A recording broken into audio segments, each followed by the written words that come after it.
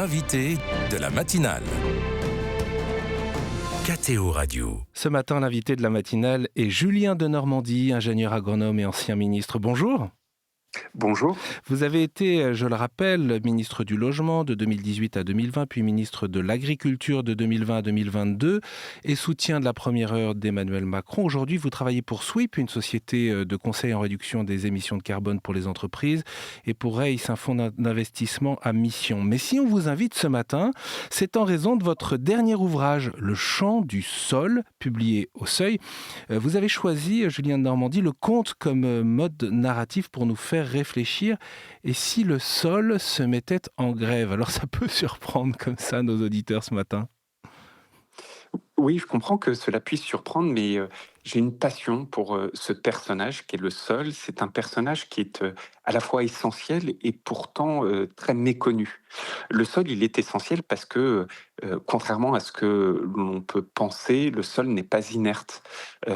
Souvent, dans notre société, le sol représente beaucoup plus la mort, là où l'eau, les fleuves représentent la vie. On dit que l'enfer se situe sous nos pieds. On enterre cette inertie du sol. Mais songez que le sol, si vous prenez une cuillère à café de ce sol, vous avez dedans plus d'êtres vivants que vous n'avez d'êtres humains sur Terre. Il y a aussi 2 fois plus de carbone dans le sol qu'il n'y en a dans l'atmosphère. Dit autrement, si le sol arrêtait de fonctionner, à ce moment-là, ce carbone serait relâché et la Terre brûlerait. Et en fait, ce sol, c'est une promesse de vie. C'est cette feuille automnale morte qui est retravaillée par le sol et qui est cette promesse d'une nouvelle feuille pleine de vie printanière. Et donc ce sol, contrairement à ce que l'on pense, contrairement à l'image qu'on a de lui, c'est un personnage essentiel à la vie. Et je voulais absolument lui redonner une forme de considération, permettre une forme de rencontre entre les lecteurs et ce personnage. Et fidèle à ce que m'a appris Éric Orsena, lorsque vous voulez parler d'un personnage méconnu, il faut commencer par il était une fois. Et c'est pour ça que j'ai choisi ce format du conte. Éric Orsena qui préface d'ailleurs votre ouvrage. Avec ce plaidoyer écologique, est-ce que l'homme politique que vous êtes, l'ancien ministre de l'Agriculture, retourne sa veste en quelque sorte? Non, je ne le crois pas du tout. Je pense que la politique, c'est une forme d'engagement, la littérature aussi.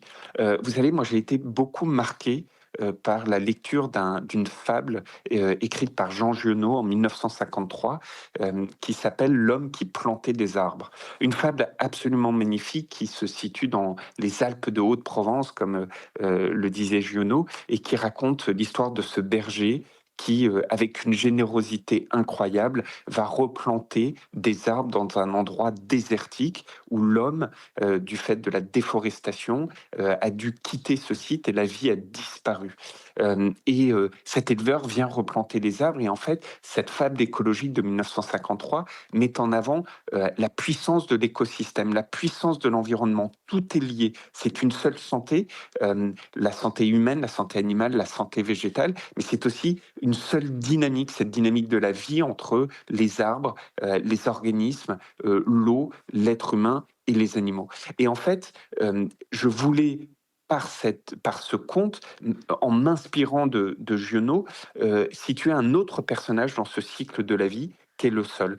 C'est une forme d'engagement très différente de la politique, très différente de ce qu'on peut faire chacun dans nos vies de tous les jours, mais je crois profondément que la littérature est aussi une forme d'engagement pour faire passer des messages et surtout amener à réfléchir.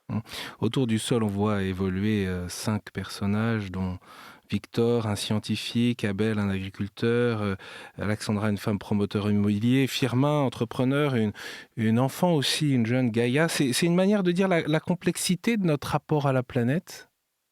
Oui, exactement. C'est-à-dire que chacun de ces personnages va vivre cette grève du sol, un 22 septembre, une trinité sonore qui débute dans le métro parisien, comme une pièce de théâtre qui allait commencer avec ce triple coup.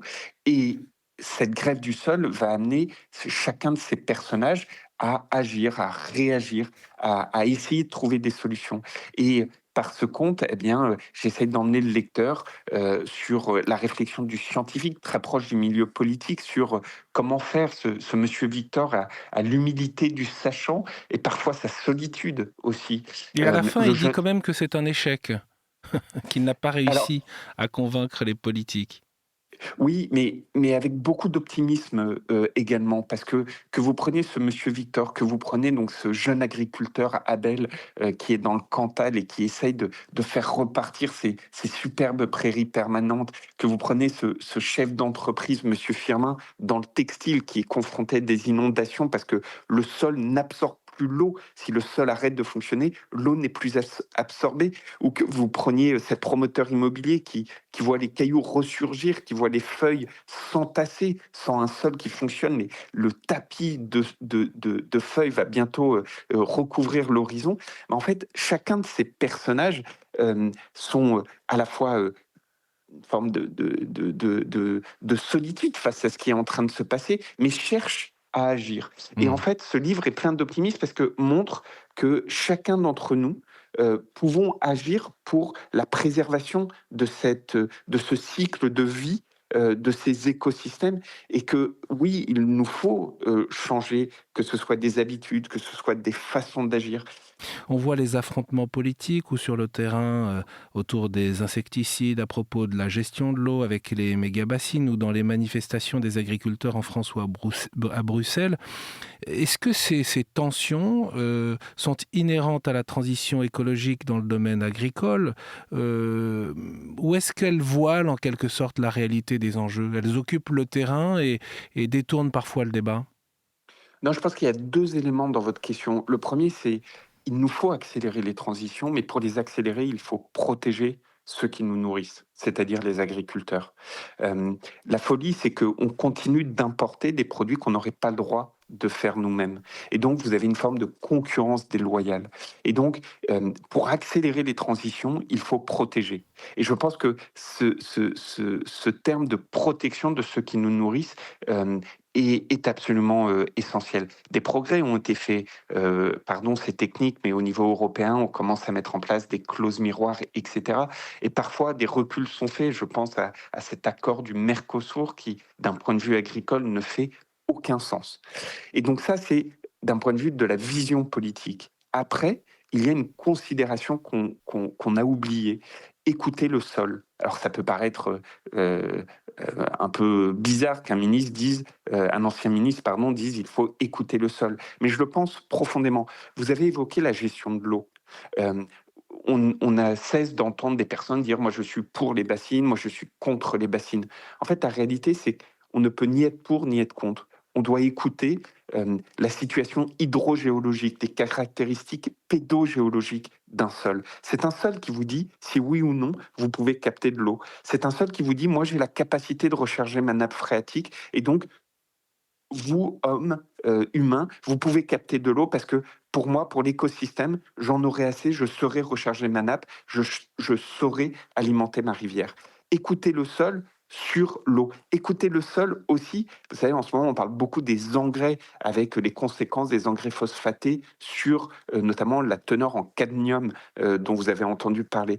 Ben, songez que décennie après décennie, on a eu cesse de raccourcir la taille des racines de nos plantes. Pourquoi? Parce qu'on voulait optimiser la matière organique au-delà, en surface, et on mettait beaucoup d'engrais en se disant bah, c'est pas grave si les racines sont plus courtes parce qu'on va mettre des engrais minéraux.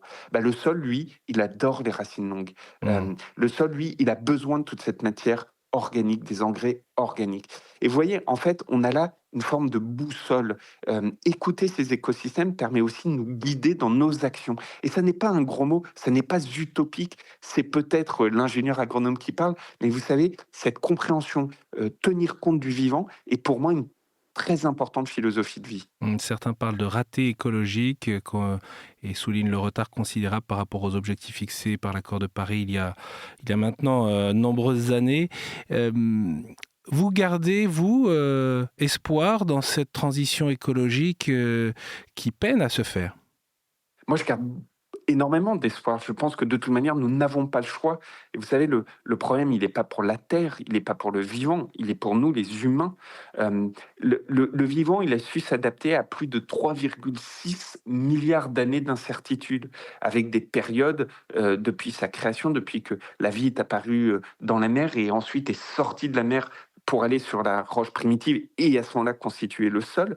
Le vivant, il n'a eu cesse de s'adapter à ces incertitudes pendant des milliards d'années. La grande difficulté, ce sont les humains, les conséquences pour les humains. Et donc, en fait, c'est à nous, êtres humains, de se saisir de ce sujet. Et oui, c'est difficile, mais de toutes les manières, nous avons une obligation à agir. Et enfin, moi, je suis persuadé que nous avons à la fois des visions, qu'elles soient politiques, qu'elles soient sociétales, que nous devons mettre en œuvre. Donc, il ne faut rien lâcher, ça ne va probablement pas assez vite, mais il faut continuer. Et vraiment, c'est ce que j'essaie de montrer par ce conte. Chacun peut agir là où il est. C'est une forme aussi d'humilité face aux défis, mais l'humilité ne doit pas emporter la détermination, bien au contraire. Julien de Normandie, dernière question. Vous ne cachez pas votre foi, vous êtes catholique et d'ailleurs dans votre conte, à la 2e page, vous l'évoquiez tout à l'heure, il y a ce fameux coup, ces 3 coups répétés, une trinité sonore, écrivez-vous aussi solennelle que celle du Père, du Fils et du Saint-Esprit. On sait l'engagement de l'Église catholique, des papes pour la préservation de la planète et une conversion vers une écologie humaine intégrale. Votre enracinement spirituel nourrit-il vos convictions ? À l'évidence. Et dans le sol, dans le chant du sol, pardon, je pose une question à laquelle d'ailleurs je n'ai jamais eu véritablement de réponse. Vous avez donc ce jeune agriculteur qui s'appelle Abel, et ce jeune agriculteur cantanien se plonge dans la Bible, va retrouver dans la Genèse le premier meurtre, celui de Caïn envers son frère Abel. Et en fait, quand vous regardez plus précisément, Caïn est l'image de l'homme qui s'est sédentarisé. C'est un cultivateur. Là où Abel est celui qui reste éleveur et qui est nomade. Et c'est le cultivateur qui va tuer le frère nomade et éleveur. Et pour moi, c'est une véritable question parce que je pense que notre relation à la nature que vous évoquiez, elle a profondément été modifiée il y a un peu plus de 10 000 ans, lorsque l'homme s'est sédentarisé. On s'est dit, en fait, on va pouvoir dominer la nature, là où avant, on allait à la rencontre de la nature. Et le livre de la Genèse, dès le début, en fait, nous interroge là-dessus, ce rôle entre celui qui s'est sédentarisé, celui qui est resté nomade, le cultivateur et l'éleveur. Et c'est évidemment, lorsque je mentionne cela dans le conte, c'est pour moi une vraie interrogation. Et donc, ça fait partie de ces éléments qui me nourrissent, mais de ces éléments qui m'interpellent également et qui me permettent de continuer à avancer, à réfléchir.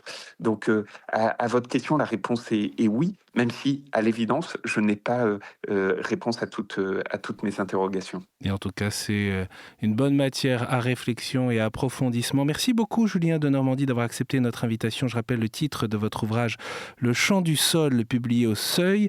Je signale que le 1er mai sur KTO, vous débattrez avec Christiane Lambert, ancienne présidente de la FNSEA et qui tient une chronique régulière sur KTO Radio. Ce sera l'avenir de l'agriculture française en débat. Merci beaucoup d'avoir été notre invité ce matin. Un grand merci à vous.